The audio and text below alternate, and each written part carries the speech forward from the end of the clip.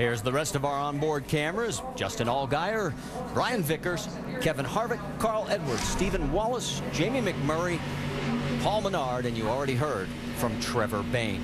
And as we come back trackside, after you get a look at all the onboard views that we've got for you, the ticker will come in across the stop with the starting grid. We'll let you know that Jeff Green went to the rear in the number 40 machine for an engine change. And you'll also see the names of those that failed to qualify coming in right now below the ticker. One more pit road story. Let's check in with Shannon Spake.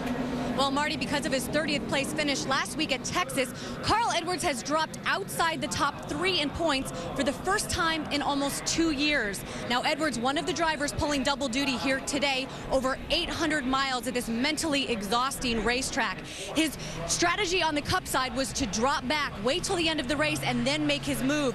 Over here on the Nationwide, Drew Blickensderfer, his crew chief, told me we are going to get to the front as soon as we can, and that's where we want to stay. Marty? Thank you, Shannon.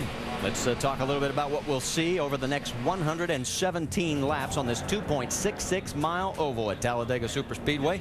Your pit road speed is 55 miles an hour. Pit window 42 to 47 laps, and your eyes are not deceiving you.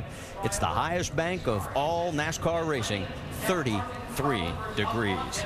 Had more than 100,000 spectators earlier today. A lot of those people have stuck around as the pace car pulls down onto pit road as we get ready for another thrilling race as we're about to go for 312 miles here at Talladega Superspeedway. And the NASCAR Nationwide Series is now green.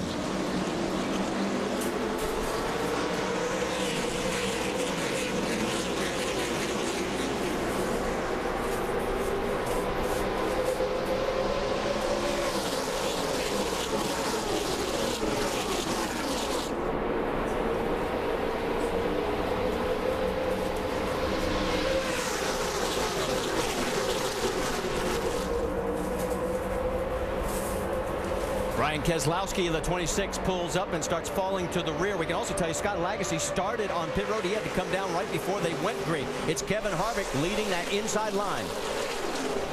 You can see Steve Arpin there caught in the 7 car, caught in the middle.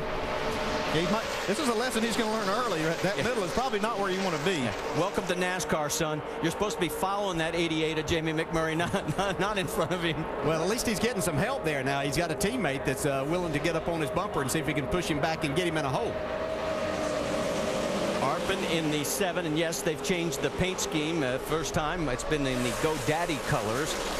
All other races so far this year. Let's set it for you. There is Ricky Stenhouse Jr., one of those young guns we were talking about with not a lot of experience. He's in second. A little further back, James Buescher in the 98 of Paul Menard going side by side. Buescher clears him, so Menard going backwards. Yeah, we'll see a number of these guys, especially the Cup guys that have come over, and I think we have 10 of them. It's going to take them a couple of minutes to adjust to these cars now, knowing where their mirrors are, exactly what they can and can't see out of these cars versus the Sprint Cup cars. It's actually 11, just to make everybody, in case they're counting back there and saying, wait a minute, I thought there was one more guy in there. But it's also true that we have that caution coming up at lap 20, and they're saying, hey, I don't have to wear myself out. Yeah, they can afford to drop back and see what they've got here. One thing that these cars have is that they have an aerodynamic package that's quite different than the Cup cars. They do have a fin up on the roof, you can see there, makes a lot of drag. They've got a lip on the rear spoiler that makes a lot of drag. But they don't, you can't quite draft like you saw those Cup cars. You can't drop quite as far back and be able to catch back up, so they have to be careful not to lose the draft. You can see Arpin in the 7 now with help from Jamie McMurray, able to make his way. He's leading that outside line. The 09 is in the middle of that pack, Patrick Sheltra, as he is going back. Sheltra had a big night the other day on the ARCA race here at Talladega.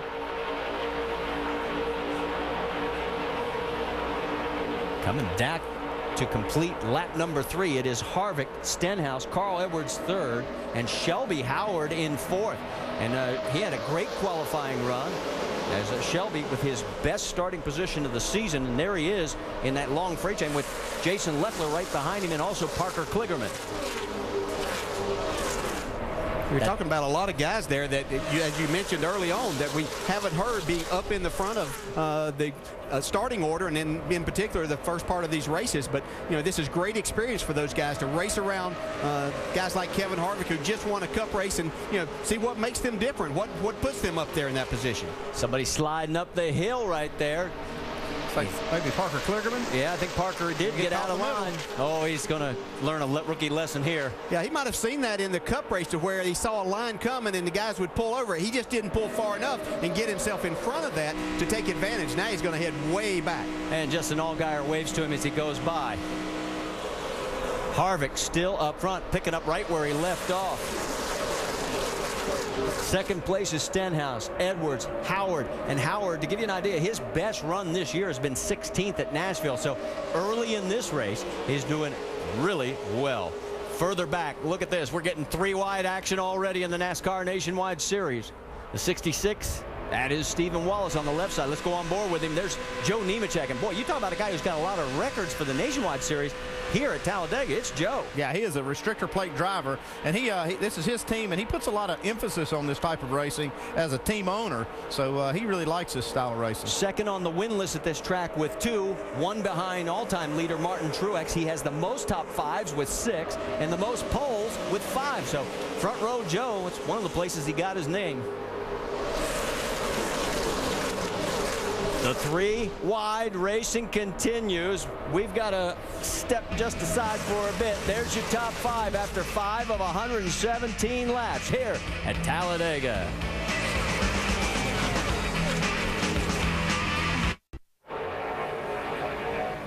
Welcome back to the NASCAR Nationwide Series at Talladega. Make sure to go to NASCAR.com for all your latest NASCAR information. And we've definitely got 2 lines of action going down around this 2.66 mile oval.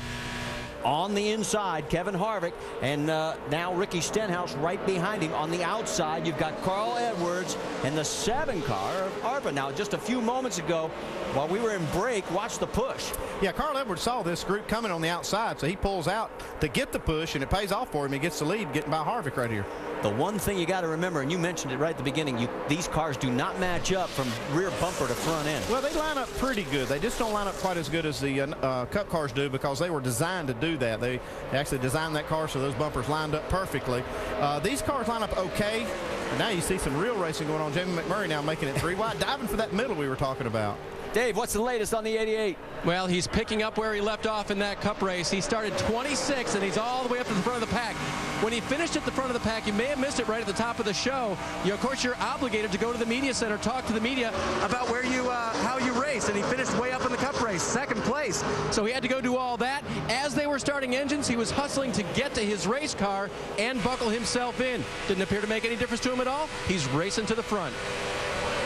See up on the high side here, the red and white car is Mike Wallace, who is tremendous drafter. You know, we talk about people that understand the draft. This is one of the guys that understand it better than anybody else in this race. Yeah, you have to understand that this team, this 0-1 team, Johnny Davis, they don't have the money that these Cup teams do. They don't have the kind of financing. So, oh, man, look at this drafting going on. And that's an example of how it doesn't match up. He started to get underneath him. Yeah, instead of just pushing them forward, it lifts the rear of the car up a little bit and makes the cars really loose.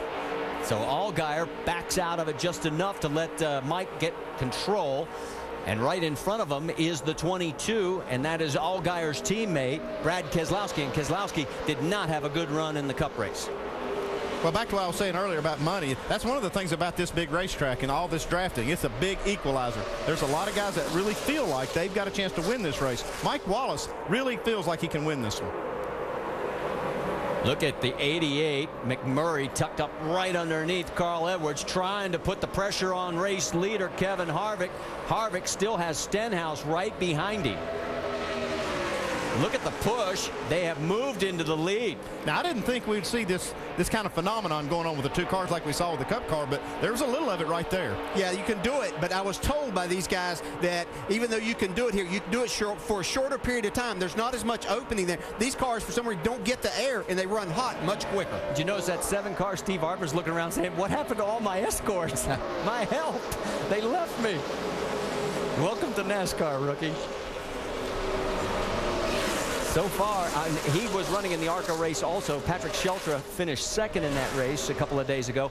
And the 7 of Steve Arbin was running in the top 5, but he got spun, got loosed, crashed on the last lap. There's your top 5 right now after 12 of 117.